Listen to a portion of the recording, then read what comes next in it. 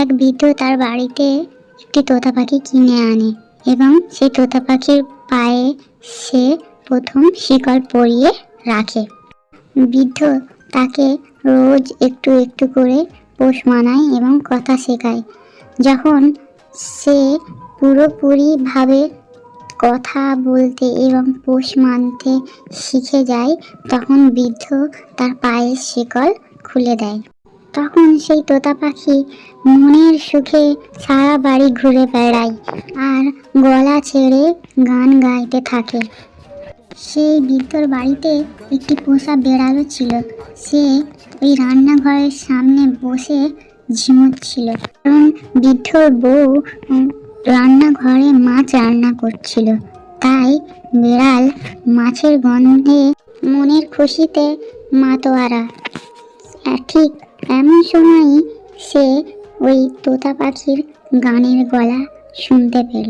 সে আড়মোড় ভেঙে তোতা পাখিকে গিয়ে বলল, তুমি তো খুব বেয়াকুব, এই দিন দুপুরে হেঁড়ে গলায় গান শুরু করেছো যে। ধমক শুনে তোতা পাখি প্রচুর ঘাবড়ে গেছিল। তারপর সে বিড়ালকে দেখে নড়ে চড়ে বসে বলল, এই বাড়ির কর্তা কিছুদিন আগে আমাকে এখানে নিয়ে এসেছে। এই বাড়ির পাহারাদার এখন আমি। দেখছো না আমার পায়ে শিকল নেই? এই কথা শুনে বিড়াল তো রেগেই কায়, তেড়ে ফুঁড়ে বলল, আবদার তো মন্দ নয় দেখছি।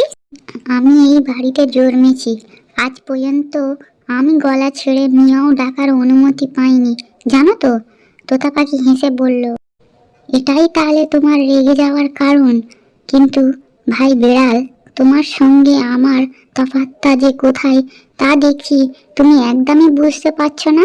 একটু খোঁজ নিলেই জানতে পারবে বাড়ির লোকজন আমার গলার স্বর কতটা পছন্দ করে। ঠিক ততটাই তারা অপছন্দ করে তোমার গলায় মিয়াও ডাক। সেই কারণে গলা ছেড়ে গান গাইতে আমার কোনো বাধা নাই।